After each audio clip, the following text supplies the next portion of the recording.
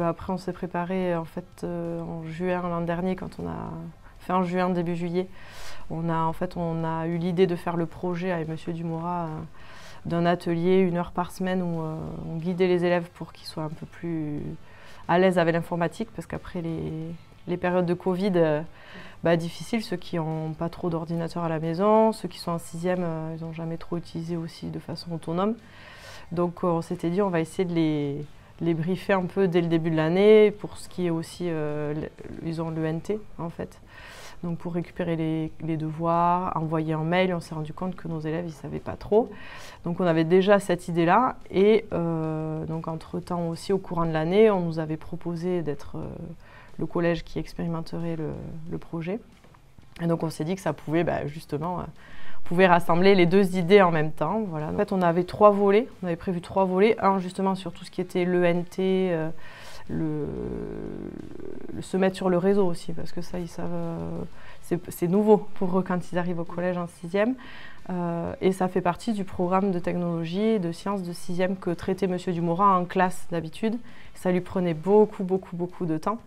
Donc cette partie-là, en fait, elle n'est pas très fastidieuse à préparer, mais voilà, ça allait. Et après, pour le reste, on a fait le deuxième volet, c'était plutôt présentation, PowerPoint et utiliser aussi Word, ou l'équivalent à LibreOffice, mais voilà, qui sache un peu faire des dossiers et des documents sur ordinateur.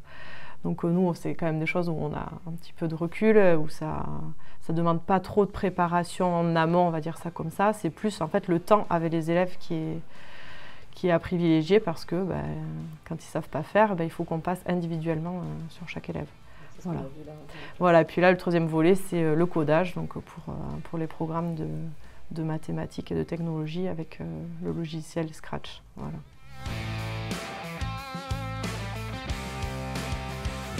Alors moi, par rapport aux mathématiques, j'ai essayé un peu de l'intégrer aussi sur un logiciel qui s'appelle GeoGebra, donc construction géométrique, que je fais d'habitude. Mais en général, on est obligé de tous s'organiser pour réserver la seule salle informatique qu'on a dans le collège pour tout le monde. Donc là, l'avantage, c'est qu'ils ont déjà leur ordinateur. Après, comme c'est tout nouveau, qu'on fait aussi le projet de l'atelier informatique, voilà, j'ai pas encore tout exploré, et on l'a que sur les 6e, donc j'ai pas encore pu trop développer ce volet-là, mais voilà, j'y réfléchis pour l'année prochaine et pour la physique-chimie aussi.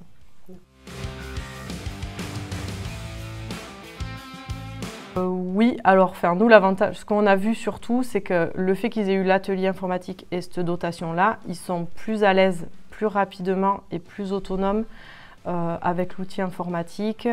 Donc on gagne du temps effectivement si derrière on veut l'utiliser pour notre classe, et pour aussi tout ce qui est devoir, suivi, regarder les notes, ça ils savent tous rapidement, mais faire une petite présentation pour l'exposer, présenter un petit document sur l'ordinateur en LibreOffice. Voilà, ça va plus rapidement parce que nous, on a un petit peu commencé le travail en amont. Donc ils gagnent en autonomie, en rapidité, comparé à nos élèves qui n'ont pas eu ce dispositif-là et qui apprennent, on va dire, un peu, suivant les matières, un peu sur le tas, à force d'utiliser le long des 4 années du collège. Mais ouais, eux, du coup, ils sont quand même...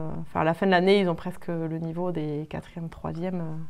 Pas de tous, hein, parce qu'il y en a, ils sont autonomes, ou ils ont ce qu'il faut à la maison aussi pour niveau matériel et niveau personnes qui peuvent les guider. Mais ouais, il y en a certains, ils ont encore un peu de mal avec l'outil, quoi. Oui, oui, faire niveau autonomie, et égalité des chances aussi. Par rapport à cet outil, nous, on a quand même pas mal de familles qui ne sont pas pourvues d'ordinateur, donc tout ce qui est suivi des notes, du cahier de texte, c'est par un seul smartphone du parent en général. Donc déjà, ça égalise les chances sur la dotation du matériel, et ensuite, oui, sur l'autonomie et les usages qu'on a du numérique maintenant. Ouais, ils étaient quand même assez dépourvus jusque-là, et bon, c'est une petite contribution, mais ça les aide à s'investir rapidement et à utiliser cet outil plus facilement, je pense. Ah oui, sûr. Après, idéalement, pour le faire, il faut du temps, du matériel, des personnes. Nous, on a eu la chance cette année de pouvoir être en co-enseignement. Donc, on est 2 enseignants en même temps sur la même heure avec une classe qui est partagée en 2 groupes, donc petits effectifs et 2 enseignants en même temps, ce qui est royal, mais compliqué à faire en vrai au niveau des dotations des heures qu'on nous attribue. Donc cette année, on a pu le faire. L'an prochain, on n'est pas sûr.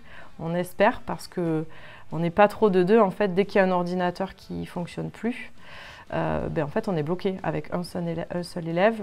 L'enseignant est en train de gérer le problème. Et s'il y a d'autres problèmes ou que les élèves ont des questions, parce que forcément, ils apprennent en même temps, en fait, on ne peut pas répondre à leurs questions. Alors que là, à 2, c'est quand même bien. Il y en a un qui essaie de gérer les soucis techniques, on va dire, ou pédagogiques, pendant que l'autre, il peut intervenir sur d'autres élèves aussi en même temps. Donc ça a été une vraie chance, mais c'est vrai que si on ne l'a pas, ça devient vite très compliqué à gérer.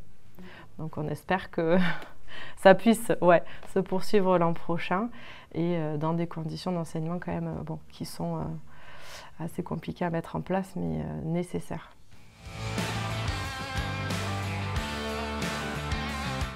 Alors on l'avait déjà avant. Mais oui, le fait du confinement, ça a encore mis le doigt dessus, ça a zoomé vraiment, parce qu'on s'est retrouvés, nous, avec quand même pas mal d'élèves où c'était à l'époque le principal, avant Madame Ravet, qui devait faire la tournée des élèves. Nous, on photocopiait les cours à transmettre, les exercices. Il faisait le tour avec sa voiture pour tout distribuer version papier pour ceux qui n'avaient pas le matériel.